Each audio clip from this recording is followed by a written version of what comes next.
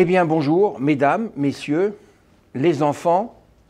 Je me présente. Moi, Jean-Paul Clément, où je me suis installé à Barcelone. Je dois avouer que maintenant j'ai 66 ans. J'ai 50 ans de pratique de thérapie qui m'ont permis d'être ici. Alors bien sûr, ça surprend car 240 mètres carrés de thérapie, c'est très peu dans le commun. Je représente différents obstacles pour que l'individu puisse les surmonter. Car j'ai une méthode, 972 Céleste, qui a été déposée dans 49 pays, et elle permet de s'auto-soigner.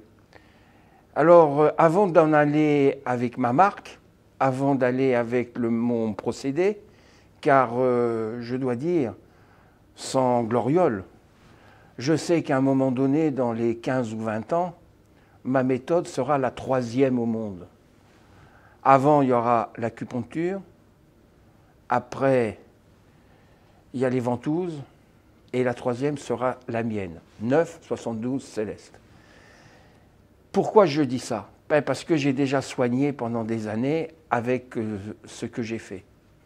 Et toute mon expérience, maintenant, me mène à vouloir aider les autres. Car ça ne sert à rien de faire des choses sans que les personnes en profitent.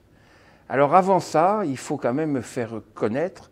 Je suis connu un peu en Amérique du Sud, je suis connu en Allemagne, en France parce que je suis français, et en Belgique. Mais arrivé à un moment donné, mes propres patients m'ont dit mais pourquoi tu ne transmettrais pas avec ce que tu fais toi? Et donc j'ai monté une fondation. Cette fondation me permet de redistribuer le gain que j'ai avec mes différentes activités. C'est ce que j'ai fait. Voilà pourquoi la Catalogne et les institutions de la Catalogne m'ont permis de m'installer dans ce beau pays où il y a du soleil, de l'humidité, et les gens sont quand même gentils. Et je peux exercer mon métier comme je ne peux pas le faire nulle part ailleurs. Je ne sais pas si ça va durer longtemps, mais je suis libre, un homme libre. Et dans notre monde, c'est quand même surprenant de trouver à quelques kilomètres de la frontière française un endroit où on peut faire son propre métier. Quand je dis métier, n'est pas métier, car c'est une chose que j'aime. Quand on est passionné, on ne compte pas le nombre d'heures. J'ai 66 ans et je travaille 14 à 15 heures par jour. Mes collaborateurs qui sont autour de moi ne peuvent pas tenir 8 heures. Voilà. Je me présenterai très rapidement, mais je tiens à dire qu'avant de parler de ma propre méthode et ce qu'elle peut amener, il faut bien comprendre que l'être humain, quand il vient au monde, il acquiert au fur et à mesure des mois et des jours et des heures ses 5 sens. Alors bien sûr, il y a des personnes qui n'ont pas tous leurs sens. Ce sont des handicapés, mais un handicapé développe les sens qu'il a au détriment de celui qui n'a pas. C'est à partir de là que j'ai bien compris que les choses devaient être ce qu'elles devaient être. Quelqu'un qui a ses 5 sens, il est un peu feignant d'utiliser ses sens. Et moi, dans mes propres méthodes, et lorsqu'on vient dans mon institut à Barcelone, institut énergétique holistique. Holistique veut dire quoi pour certaines personnes? C'est un mot à la mode, galvaudé. Ça permet de s'occuper de l'être humain, de son corps et de son esprit. Alors dans la traduction, quelquefois, esprit veut dire mental. On s'occupe de l'ensemble des choses.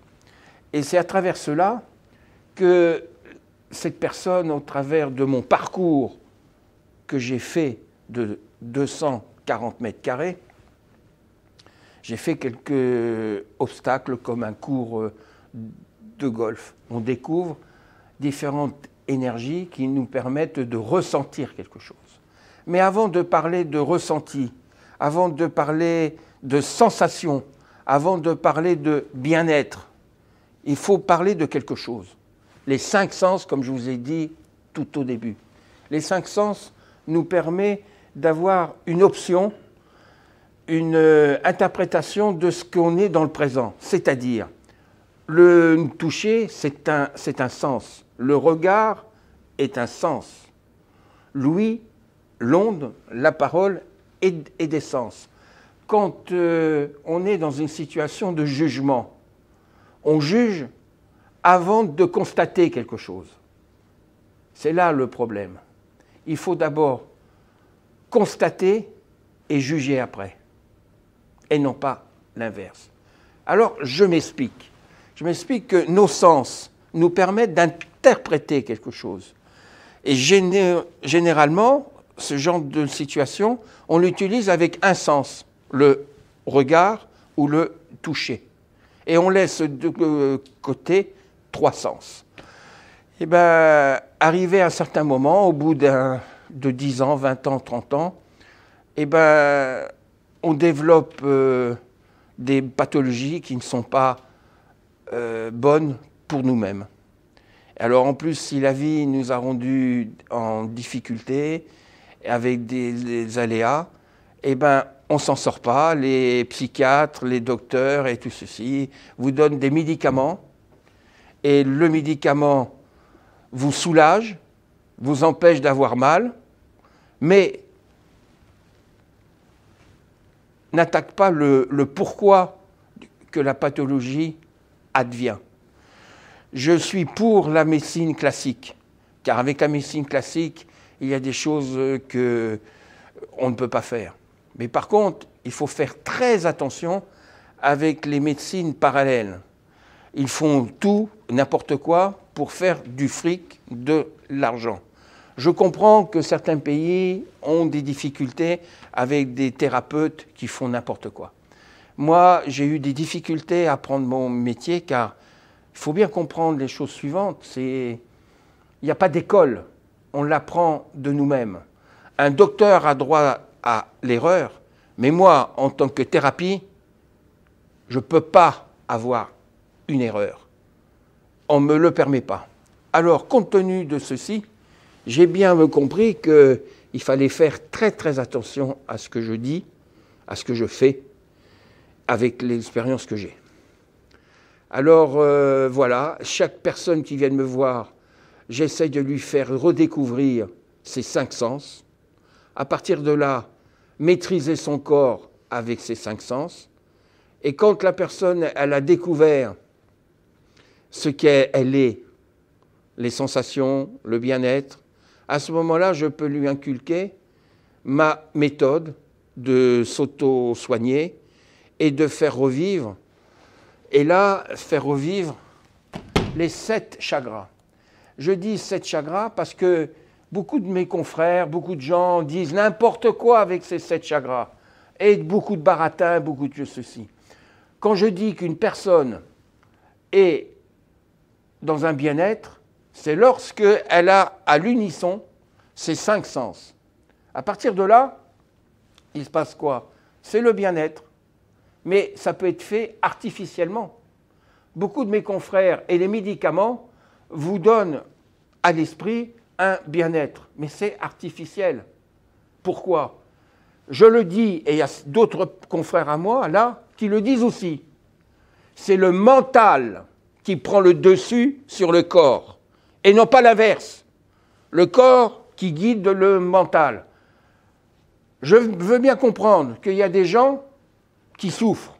Et donc, comme ils ne veulent pas souffrir, ils ne bougent pas.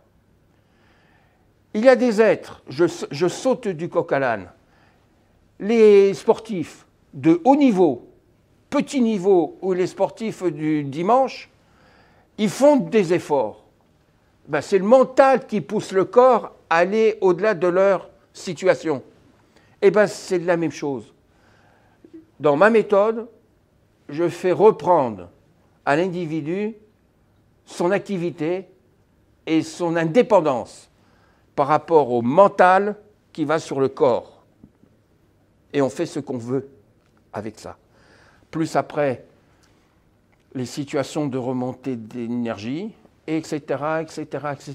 Il est très difficile de parler de quelque chose de 30 ans, 40 ans d'expérience en 5, 6 minutes, 7 minutes.